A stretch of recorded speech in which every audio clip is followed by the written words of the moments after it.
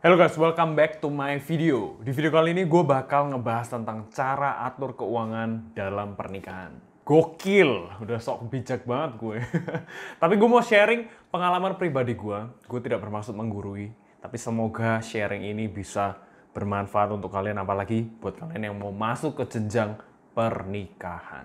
Oke, gue bagi cara mengatur uang ini menjadi 3 kategori.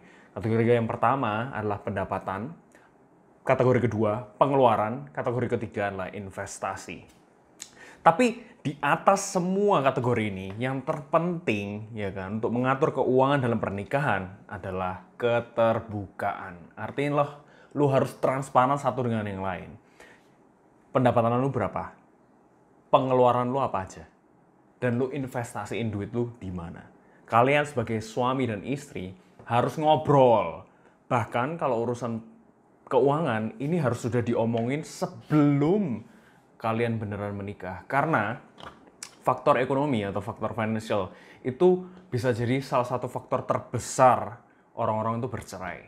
Hanya karena faktor ekonomi, bukan hanya kekurangan, tapi kalau misalkan cara memanage uangnya tidak diomongin di depan, akhirnya ribut ketika rumah tangga, itu pun orang-orang bisa berpisah karena itu. Makanya masalah uang ini sensitif banget, bukan cuma dengan partner bisnis kita, bahkan dengan orang terdekat kita, which is istri atau suami kita. Nah, ketika kalian sudah ngobrolin tentang, oke, kita mau menikah tahun depan, atau udah ada set lah tanggalnya. Menuju ke jenjang itu, topik yang kalian harus bahas inilah topik finansial. Menentukan, ini penting banget. Jadi kalian harus sudah ngomong bahwa, oke, saya bekerja di sini, gue kerja di sini, sekarang pendapatan gue sekian. Dan begitu juga calon istri lo, pendapatan gue sekian. Pendapatan ini mau dikemanakan? Apakah semua uang suami ini ditaruh di tengah untuk dipakai bersama-sama? Atau misalkan kayak gue kasih istri gue uang bekal dari gaji gue sisihkan. Kemudian apakah pendapatan dari istri ini mau ditaruh tengah juga untuk dipakai bersama? Atau uang istri adalah uang istri? Karena banyak juga yang seperti itu. Misalnya istrinya berkarir, istrinya punya pendapatan sendiri, kalau misalkan suaminya mampu mencukupi kebutuhan rumah tangga tanpa pendapatan istri, itu pendapatan istri biasanya di-keep sendiri sama istrinya.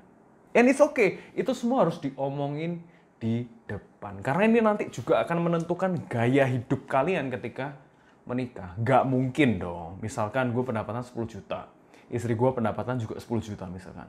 Tapi minta ke Jepang tiap bulan.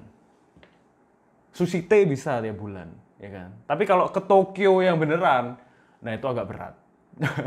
Jadi itu ekspektasinya harus disamakan. Jangan sampai itu jadi masalah ketika kalian udah nyemplung, setelah diberkati, ya kan? Setelah menikah, setelah tanda tangan di KUA, repot bro, repot. Jadi obrolin financial sedini mungkin. Apalagi kalau hubungan kalian udah serius ya. Kalau sudah serius aja. Tapi kalau masih cinta monyet ya ngapain ya, nggak usah gitu. Kemudian masuk ke pernikahan. Tadi kita udah ngomongin tentang income. Income-nya berapa? Harus transparan, nggak boleh gengsi. Gaji 10 juta ngomongin 50 juta. Ya ekspektasi calon istri lu bakal berlebihan dong. Ya kan? Oh gajinya gede juga. Berarti bisa ini, bisa ini, bisa ini. At least makan di restoran tiap hari. Nah ekspektasi itu yang nanti akan membunuh relationship kita satu dengan yang lain. Kemudian masuk ke pengeluaran. Pengeluaran pun harus terbuka. Buat kalian yang masih menanggung misalkan saudara kalian atau bahkan orang tua, itu harus diomongin di depan. Dari gaji gue segini ini, gue harus sisihkan untuk kasih ke orang tua gue sekian. Kemudian misalkan gue punya hobi koleksi diecast, ya kan? Ya istri gue udah tahu di depan. Bahkan ketika gue mau beli diecast yang mahal, gue pun izin kepada istri gue. Izin dalam arti walaupun itu pakai pendapatan gue sendiri ya, tapi kalau pernikahan nih semuanya udah diurus bareng-bareng nih. Jadi gue nggak boleh sembunyi-sembunyi. Gue harus kasih tahu istri gue, oh gue mau beli diecast nih, harganya lumayan mahal. Harganya sekian, tapi gue udah, alasannya kenapa mau beli? Ini gue udah diecast impian gue dari dulu ini. Sayang banget kalau nggak gue beli gitu. Ya sambil ngerayu-ngerayu pastinya. Dan itu harus diomongin. Demikian juga kalau kalian sebagai istri ya kan, punya hobi apa? Pengeluarannya apa? Bahkan kalau walaupun kalian punya pendapatan kalian sendiri, itu kalian harus terbuka. Jadi itulah tadi. pendapatan, kemudian pengeluaran. Dan yang terakhir lah investasi. Biasanya investasi ini gue rembukin bareng istri gue.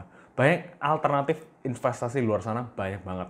Kalau gue pribadi, gue investasi Bitcoin, beberapa di saham US, beberapa di saham Indo. Itu pun juga harus dikomunikasikan ke istri. Karena kan nggak mungkin tiba-tiba uang hilang sekian. Loh, uangnya kemana? Oh iya, kemarin aku investasiin, masukin semua ke Bitcoin. Kok nggak bilang sih? Nah itu tadi.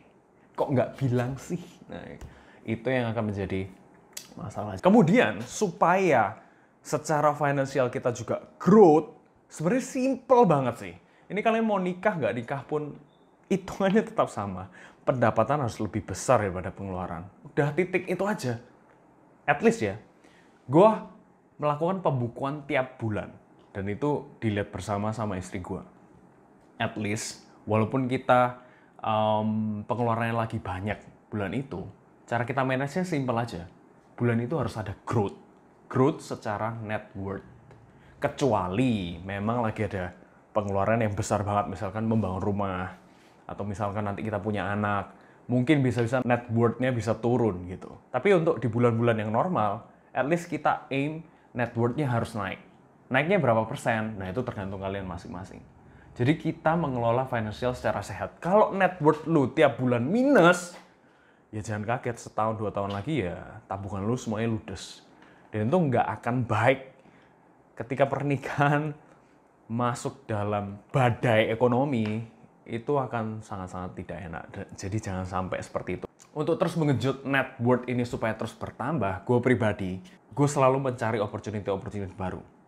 Baik tadi di kategori ketiga, investasi, ya kan? Investasi biarkan uang kita bekerja melalui Bitcoin lah, saham lah, atau pembelian apapun itulah. Atau dari pendapatan. Gue juga berusaha cari channel-channel pekerjaan yang bisa datangkan gue cuan, datangkan gue income. Makanya mau masuk ke pernikahan ini, otak gue makin mikir ya, apa bisnis yang gue bisa jadikan tambahan pendapatan. Jadi gue nggak mau diem. Karena pernikahan tuh mahal bro, belum nanti kita punya anak, ya kan? Kalau anaknya mau 1 doang, atau anaknya mau 2. Belum nanti kalau bangun rumah, beli mobil kah, apalah, banyak banget kebutuhan yang kita harus penuhin. Jadi gue punya prinsip, mumpung gue masih muda, umur gue 29 sekarang, gue masih sehat, otak gue masih bisa berpikir cerdas, setiap jam dalam 1 hari dalam hidup gue harus produktif dan harus menghasilkan sesuatu.